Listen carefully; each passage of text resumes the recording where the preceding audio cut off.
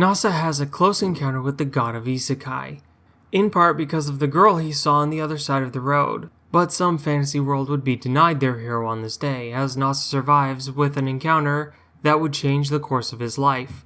This is Tonikaku Kawaii, generally cute.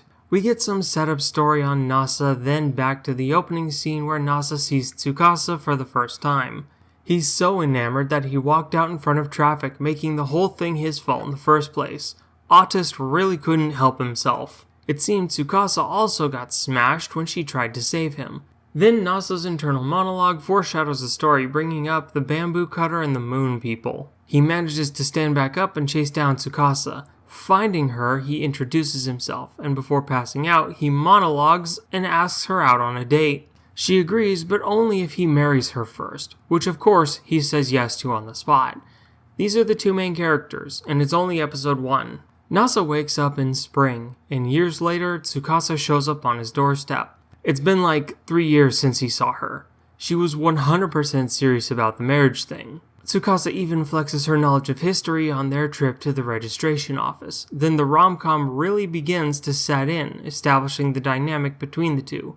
Nasa being the serious genius and Tsukasa enjoying messing with him, including a late-night date to Don Key, which lets Nasa really flex how autist he is, complete with this absolutely degenerate behavior.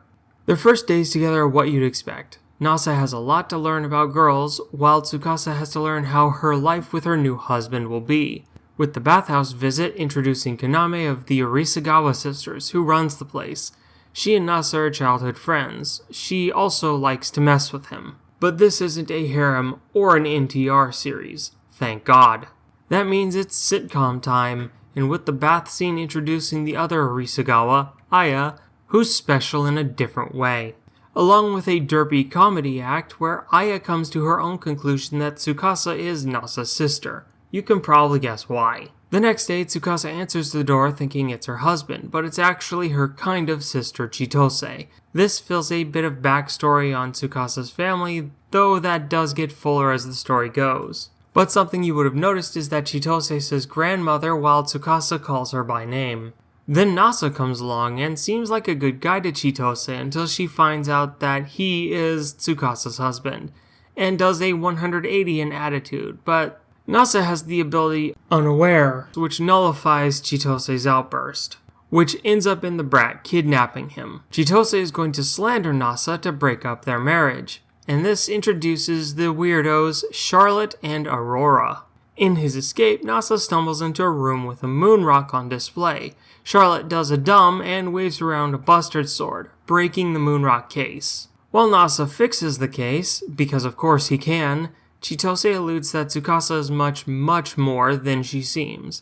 Then the maids go nuts again before Tsukasa shows up and fakes outrage to rescue her husband. Next comes a visit to Nasa's eccentric parents in Nara. Of course they're eccentric. They deliberately named their son Nasa.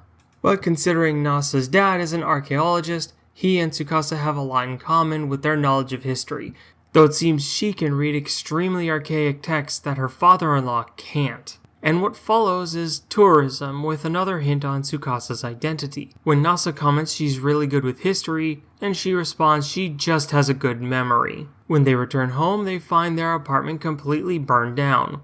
Another bath visit to ponder what to do about their current living situation when Kaname offers the detached place behind the bathhouse. The Yuzakis get the green light from the Arisugawa mama and move in when the scene switches to Kaname pondering Aya, who's been crushing on Nasa and hasn't realized he's married yet. The mild fourth wall breaks are great because they usually interrupt something that would derail the current plot completely. This is where the set pieces largely settle. The Yuzakis live behind the bathhouse, Tsukasa works there part-time, Nasa does a lot of different brainy jobs from tech to teaching. Authored by Kenjiro Hata, and beginning publication in 2018, it would get its first anime season in fall 2020, one OVA in August 2021, one special in November 2022, and a second season in spring 2023, totaling 26 episodes. All crafted by 7 Arcs, the same studio to craft Magical Girl Lyrical Nanoha, Sekirei, Dog Days, Slave Soldier, and failure frame. The story of Tonikawa is intended to be a cozy rom-com with a focus on the relationship between Nasa and Tsukasa, and the anime achieves this in spades. It's slapstick and word funny in a way a lot of comedies try to be, but doesn't break the setting or theme to do so, with the only caveat being the English dub is really cringe, and I will mock you for not choosing the superior Japanese version of the story. Seriously though, the downturn in dub quality really became noticeable in late 2016 and hasn't really gotten any better. Most dubs past 2018 are nearly unwatchable because of how bad the translations are. And by now, the majority of the otaku market is aware of how localizers have been bastardizing dialogue, while dubbing studios staff trash-tier or unskilled VAs. There's just no comparing VA schools in the US to the ones in Japan. The American dubbing industry is almost complete trash and is being gatekept by a pseudo-criminal mafia so no one can create competition to make the industry better. Remember what SAG-AFTRA did to video games? It hasn't even been a year since it happened, and most normies still think it was about AI when the real objective was to monopolize work by the commie bastard labor union. It's complete bullshit, and the only way to stop it is when production companies stop capitulating to tyrants. Japanese studios don't have to deal with this bullshit. There's over 100 voice acting schools in Japan, and there's 0 labor unions preventing people from getting any work coming from those schools. Labor unions really are just communist bastard theft, but I'm getting way off topic here. Back to Tonikawa. Nasa, as a main character, is a dopey cherry boy and an autist. He displays his extremely high intellect often and usually shocks whoever witnesses it, though Nasa himself sees it as ordinary. Dude's got the aura of a quagsire. Tsukasa not being the opposite. Because of who and what she is, she has a deep wealth of history, and it really shows in her personality, with how obsessed she becomes with movies and video games. She's a nerd, but not the kind of nerd you'd expect. And the rest of the cast is comedic amplifiers for whatever sitcom-style plot that's being pushed forward for that episode, because the story itself is very episodic. And this doesn't really change in Season 2, though we get more hints that Tsukasa is very special in a way that's related to the story of Kaguya Hourai. And as the manga continues past what the anime shows, Nasa begins to piece together who and what Tsukasa is. Then she admits how long she's really been alive. When he offhandedly says she's 1,416 years old, Tsukasa immediately and aggressively corrects him, saying she's been 1,400 times. This means that Tsukasa was actually born in the Asuka period, before the standardization of Shinto as a state religion at the request of Empress Genmei in the early 700s. This bit actually tickles my brain on the story of the bamboo cutter and the moon people,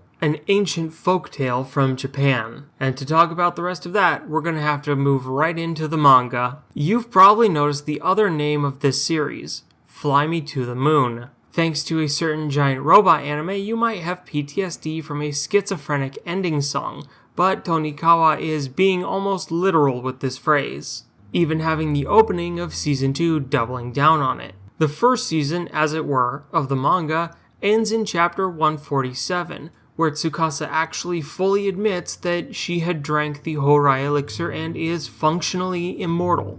The second season of the manga, starting in 148, focuses more on who Tsukasa is. In the story of the bamboo cutter and the moon people, Princess Kaguya returns to the moon, giving her husband, the emperor, a bottle of her blood called the Hourai elixir that would turn him immortal. The emperor instead chose to return the elixir to Kaguya by having it burned on the tallest mountain in Japan. In Tonikawa, this doesn't happen. Instead, Tsukasa, whose father is one of the emperor's guards, falls sick, and when the emperor orders the elixir to be destroyed, her father instead steals it and feeds it to her. Having been forcefully imbibed with the drink, Tsukasa becomes unkillable, and her blood can actually heal otherwise fatal wounds and diseases. That's how she saved Nasa's life from the god of Isekai. The manga takes a very different tone when diving into Tsukasa's history, with a lot of it being her hunted for the healing properties of her blood, and then returning to the modern setting with Nasa revolves around trying to figure out what causes her to be immortal. In a kind of juxtaposition, it gets a lot darker and more violent thanks to actually revealing Tsukasa's backstory.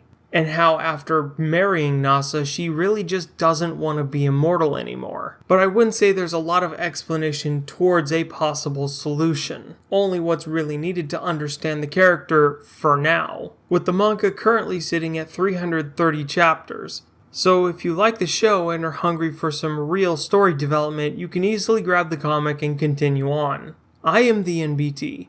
This has been the Noble Weeaboo. Like or don't, sub or don't, and thank you for watching. Tonikawa is a rom-com sitcom between a quagsire savant and an immortal teenager. It's a chill and relaxing watch with comedy that works well for the era it was aired, and I recommend keeping it on the list of shows you can decompress to.